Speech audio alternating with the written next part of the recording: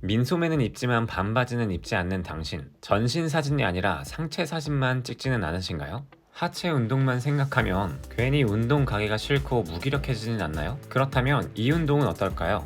오늘은 스쿼트 없이 하체를 쉽고 빵빵하게 만드는 방법을 알려드리겠습니다. 우리가 어떠한 행동을 열심히 할 때에는 왜 라는 게 필요합니다. 여러분들이 운동을 하는 것도 어떤 이유가 있어서잖아요. 목표로 하는 그 몸을 보이고 싶은 장소, 자기만족이든 이성에게 좋게 보이고 싶던 그런 게 있으니까 열심히 하는 거라는 거죠. 그렇다면 하체 운동을 해야 하는 이유는 무엇일까요?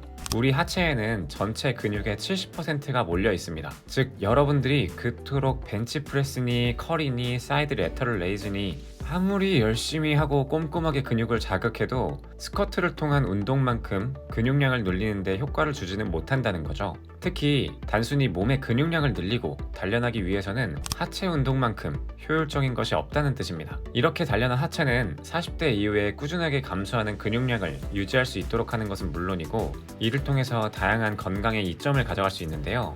실제로 근육과 당뇨병의 연관성을 연구한 논문에 따르면 허벅지와 종아리 등 하체 근육이 적을수록 제2형 당뇨병의 발병률이 높아진다고 합니다. 또한 혈중 콜레스테롤이 쌓이지 않도록 해 혈관 질환 예방에도 도움이 되죠. 하지만 이 영상을 보시는 분들은 이런 생각을 하실 거예요. 건강에 좋은 거 다 안다고. 그래서 뭐? 맞아요. 여러분들은 이런 거 신경 쓰지 않을 거예요. 나이도 젊고 건강하고 누구보다 크고 아름다운 근육이 인생의 목표니까요. 그러면 다시 질문을 바꿔보겠습니다. 여러분들이 하체 운동을 싫어하는 이유는 뭘까요? 대표적인 운동인 스쿼트의 경우에는 운동 시에 미친 듯이 고통스러운데 눈에 보이는 효과는 없는 것 같고 막상 하체를 하고 나면 상체를 털 힘도 없죠. 하지만 다르게 생각할 필요가 있습니다. 하체 운동이 왜 힘들까요? 그만큼 근육이 많기 때문입니다. 단순히 산술적으로 말하자면 상체를 밀고 당기는 운동 나눠서 주당 4번 운동하는 것만큼의 효과를 주당 하루 하체 조지는 거로 만회할 수 있다는 뜻이에요. 자, 이렇게 근육량이 올라가면 어떤 일이 생길까요? 신진대사는 올라가니까 먹는 것 대비해서 체지방이 쉽게 빠지고 하체 근육의 증가는 결국 상체 운동 능력의 상승까지 기대할 수 있습니다. 자, 그래서 이유는 알겠고 그래도 스쿼트는 싫다. 해도 허리만 아프다. 아니면 승모근에 뭉쳐서 스쿼트를 못하겠다 하시는 분들이 스쿼트 없이 간단하게 빵빵한 하체를 만드는 법 지금부터 알려드리겠습니다. 첫 번째, 런지. 많은 분들이 스쿼트를 제외한 최고의 하체 운동으로 이 런지를 떠올립니다. 스쿼트가 근육 비대, 기능 향상, 체력, 유연성 등이 주된 운동 효과라고 한다면 런지는 운동신경, 균형 감각, 코어 근육 강화에 좀 더 중점이 돼 있죠. 오히려 스쿼트에 비해 런지는 걷거나 뛰는 것처럼 다리가 앞뒤로 벌어지는 동작의 움직임과 비슷해 실제 일상에서 사용되는 하체 근육 발달에 이로운데요. 논문에 따르면 런지를 많이 한 사람은 코어를 담당하는 중둔근의 향상, 보행, 달리기의 기능적 측면으로 무릎 주변의 근육이 발달되고 지속적인 무릎 통증 완화에도 효과가 있다고 합니다. 특히 런지는 스쿼트에 비해 엉덩이 근육을 많이 사용하는데요. 2014년 논문에 따르면 런지는 중량이 올라감에 따라 허벅지 앞쪽 근육보다 엉덩이 근육 활성도가 더 높아질 수 있다고 합니다. 런지를 할 때는 무게중심을 반드시 앞발 뒤꿈치에 두어서 부상을 예방해야 되는데요. 가슴을 곧게 펴놓은 상태에서 복부에 힘을 주고 척추 각을 유지한 채 수직 저항 방향으로 움직임을 발생시키고 허벅지와 엉덩이에 근육을 자극하는 것이 좋습니다. 만약 맨몸 런지 자세가 익숙해진다면 바벨이나 덤벨을 들어 자극을 키울 수 있고 사이드 런지, 크로스 런지 등 응용 동작을 통해 하체에 다양한 자극을 줄 수도 있습니다. 두 번째, 카프레이즈.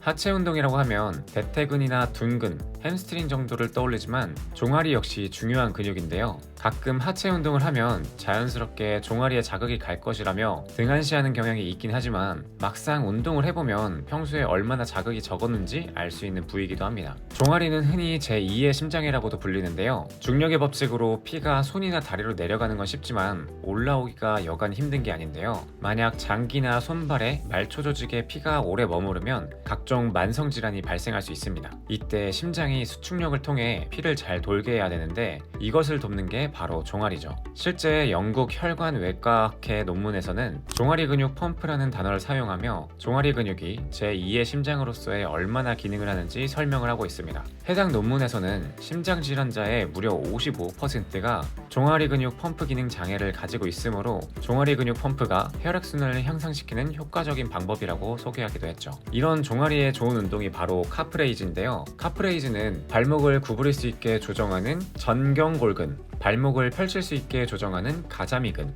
발 뒤꿈치를 올릴 수 있도록 돕는 비복근의 발달을 도울 수 있습니다. 특히 카프레이즈는 공간과 시간의 제약에서 자유로운 맨몸 운동으로 체중과 함께 뒤꿈치를 드는 단순한 동작으로 시작할 수 있는데요. 만약 보다 강한 자극을 원한다면 헬스장의 카프레이즈 장비나 스미스 머신을 스쿼트 하듯이 어깨에 얹고서 진행할 수도 있습니다. 하지만 카프레이즈 운동의 경우 평소 잘 사용하지 않는 종아리 근육이기 때문에 운동 전에 꼼꼼한 스트레칭이 동반되어야 합니다. 세 번째, 데드리프트. 스쿼트, 벤치프레스, 데드리프트를 묶어서 3대 운동이라고 합니다. 이 세 가지 운동이 유명한 이유는 스트렝스를 가장 잘 발휘할 수 있는 동작이기 때문이죠. 하지만 많은 사람들이 데드리프트를 상체 중심의 운동이라고 착각할 수 있다는 건데요. 데드리프트는 등 운동이기도 하지만 하체 중심의 운동, 나아가서는 전신 운동이라고도 할 수 있습니다. 특히 하체 뒤를 담당하는 햄스트링에 강한 자극을 줘서 두툼하고 사랑스러운 하체 근육 발달에 큰 도움이 됩니다. 데드리프트는 크게 세 가지로 나눌 수 있는데, 가장 기본적인 컨벤셔널 데드리프트는 땅에 고정되어 있는 바벨을 들어 올리는 운동으로 일반적으로 골반, 어깨 넓이로 다리를 위치해서 팔은 바벨을 잡았을 때 수직으로 내려오게끔 잡아준 후 엉덩이를 뒤로 빼고 힙 힌지 동작을 만드는 것이 중요합니다. 두 번째는 스모 데드리프트로 대퇴사두근, 둔근, 내전근 등 하체 개입이 컨벤셔널 데드리프트보다 더 많은 운동인데요. 개인마다 차이가 있겠지만 보통 다리를 어깨에 1.5배 정도 넓게 벌려서 바벨을 잡아 팔이 수직 상태로 만든 후 들어 올립니다. 만약 본인이 평소에 남자는 데드리프트 라면서 허리 수명을 단축시키고 있다면 욕심부리지 말고 스모 데드리프트를 활용하시길 바랍니다. 세 번째는 많이 알려진 루마니안 데드리프트로 다른 데드리프트와 다르게 바벨을 지속적으로 들면서 동작을 수행하는 방식인데요. 후면사슬 근육 참여도가 높지만 무게를 계속 들고 있어야 되고, 그렇기 때문에 광배근과 척추기립근 참여도가 높은 운동으로 하체보다는 상체에 집중된 방식입니다.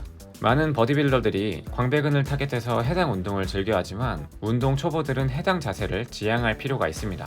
힙힌지 자세가 잘 나오지 않는 것은 물론이고 근력이 약하면 역시 허리가 아작날 수 있기 때문이죠. 네 번째, 하체 장비 활용. 보다 안전하고 효율적으로 하체 근육을 발달시키고 싶다면 다양한 헬스장 장비를 활용해보는 게 좋습니다. 레그프레스의 경우에는 스쿼트에 비해 상체 개입이 부족하지만 적어도 하체만큼은 그 효과를 따라갈 수 있는데요. 주로 대퇴사두근, 내전근, 외전근, 햄스트링, 대둔근, 중둔근, 코어 근육까지 자극을 골고루 줄 수 있습니다. 레그 익스텐션의 경우 허벅지의 앞쪽 근육인 대퇴사두에 직접적인 자극을 줄 수 있고, 특히 적당한 무게로 꾸준히 진행한다면 관절염 예방과 무릎 주변 근육 강화로 평소에 부상까지 예방할 수 있습니다. 마지막으로 레그컬의 경우 하체 뒷면, 즉 햄스트링을 직접적으로 자극할 수 있는데요. 평소에 햄스트링 사용이 제한적인 현대인에게 꼭 필요한 운동이라고 할 수 있습니다. 많은 운동인들이 스쿼트를 포함한 강한 하체 운동 후 추가적인 장비 운동을 활용하는 만큼 가벼운 무게부터 시작한다면 하체 발달은 물론이고 3대 운동에도 큰 도움이 될 수 있습니다. 오늘은 이처럼 스쿼트를 대체할 수 있는 다양한 하체 운동에 대해서 알아봤는데요. 말씀드렸듯 하체 운동은 선택이 아닌 필수로 진행돼야 되며, 이건 단순히 건강을 위해서도 있지만 보다 훌륭한 근성장을 위해서라도 반드시 진행돼야 합니다. 다음 영상에는 더 좋은 내용으로 찾아오도록 하겠습니다. 감사합니다.